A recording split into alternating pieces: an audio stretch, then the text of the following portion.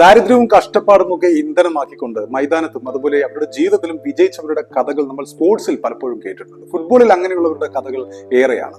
ഒരുവിധം മഹാന്മാരായ ഫുട്ബോളർമാരായ Cristiano Ronaldo, CR7, അതുപോലെ ലേനൽ ആൻഡ്രിയാസ് മെസ്സി, പെലെ, മറഡോണ, ഇങ്ങനെയുള്ളവരെല്ലാം കഷ്ടപ്പാടുകൾ അനുഭവിച്ചുകൊണ്ട് അവരുടെ കുട്ടിക്കാലത്ത് അല്ലെങ്കിൽ ജീവിതകാലത്ത് ആദ്യകാലങ്ങളിൽ കഷ്ടപ്പാടുകൾ ഒരുപാട് അനുഭവിച്ച് ലോക ഫുട്ബോളിൽ വിജയ ചരിതങ്ങൾ രചിച്ചവരാണ്.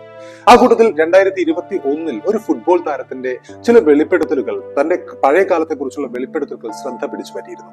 പക്ഷെ അതൊരു വ്യത്യസ്തമായ ഒരു കഥയായിരുന്നു അദ്ദേഹത്തിന്റെ ആ വെളിപ്പെടുത്തൽ.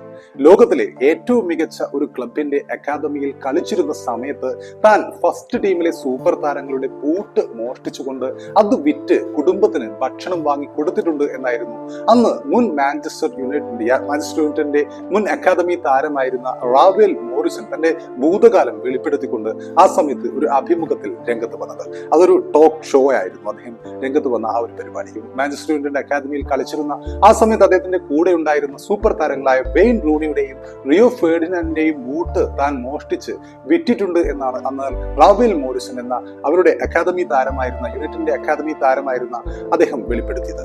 ആ ഒരു സംഭവം അദ്ദേഹം വെളിപ്പെടുത്തിയത് റിയോ ഫെർഡിനാൻഡിന്റെ തന്നെ പോഡ്കാസ്റ്റിലായിരുന്നു. റിയോ ഫെർഡിനാൻഡിന്റെ അടക്കം ബൂട്ടുകൾ താൻ മോഷ്ടിച്ചിട്ടുണ്ട് എന്ന് വെളിപ്പെടുത്തൽ. ഞാനന്ന് നന്നേ ചെറുപ്പമായിരുന്നു, വലിയ വേതനമൊന്നും എനിക്ക് ലഭിച്ചിരുന്നില്ല. നിങ്ങൾക്ക്, അതായത് റിയോ ഫെർഡിനാൻഡ് അദ്ദേഹത്തിന്റെ ഷോയിലാണ് അദ്ദേഹം ഇത് പറയുന്നത്, നിങ്ങൾക്ക് ഒരേ സമയം 30ഓളം ബൂട്ടുകളായിരുന്നു ആ സമയത്ത് ലഭിച്ചിരുന്നത്. അതിലൊന്ന് എടുത്ത് വിറ്റാൽ അത്ര പ്രശ്നം വരുമെന്നൊന്നും എനിക്ക് ആ സമയത്ത് തോന്നിയിരുന്നില്ല. ഒരു ജോഡി ബൂട്ട് വിറ്റാൽ 250 യൂറോയൊക്കെ അന്ന് കിട്ടുമായിരുന്നു.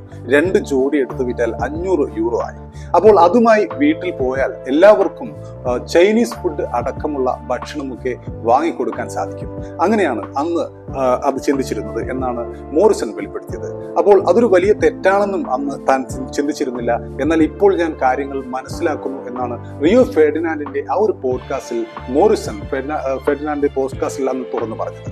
അപ്പോൾ ആ തുറന്നു പറച്ചിൽ വളരെ പെട്ടെന്ന് തന്നെ വലിയ വാർത്തയായി മാറുകയും ചെയ്തു. ഒരേ സമയത്ത് നമുക്കറിയാം, യുണൈറ്റഡിന്റെ അക്കാദമിയിലെ ഏറ്റവും മികവുറ്റ താരങ്ങളിൽ ഒരാളായിരുന്നു ഈ മോറിസൺ.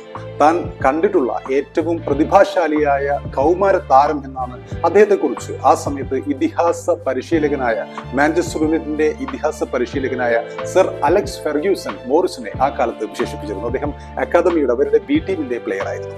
എന്നാൽ മൈതാനത്തിന് പുറത്തുള്ള പ്രശ്നങ്ങളും അച്ചടക്കമില്ലായ്മയും കാരണം മോറിസന്റെ യുണൈറ്റഡ് കരിയറിനെ അത് വലിയ രീതിയിൽ തന്നെ ബാധിക്കുകയുണ്ടായി. ഫസ്റ്റ് ടീമിന് വേണ്ടി ഒരു മത്സരം പോലും കളിക്കാനാകാതെ അദ്ദേഹത്തിന് ക്ലബ്ബ് വിടേണ്ടി വന്നു എന്നത് പിൽക്കാലത്തുള്ള ചരിത്രമാണ്. തുടർന്ന് 10ലേറെ ക്ലബ്ബുകൾക്ക് സൈൻ ചെയ്തിരുന്നെങ്കിലും എവിടെയും തന്നെ ഒരു മികച്ച കരിയർ സൃഷ്ടിക്കാൻ മോറിസൺ എന്ന ഈ താരത്തിന് സാധിക്കുകയും ചെയ്തില്ല. അപ്പോൾ മോറിസന്റെ ആ ഒരു വെളിപ്പെടുത്തൽ, അപ്പോൾ നമുക്കറിയാം, കഷ്ടപ്പാടുകളെ നീന്തി കടന്നുകൊണ്ട് ലോക ഫുട്ബോളിൽ പ്രത്യേക ഇടം നേടിയ ഒരുപാട് താരങ്ങളുണ്ട്.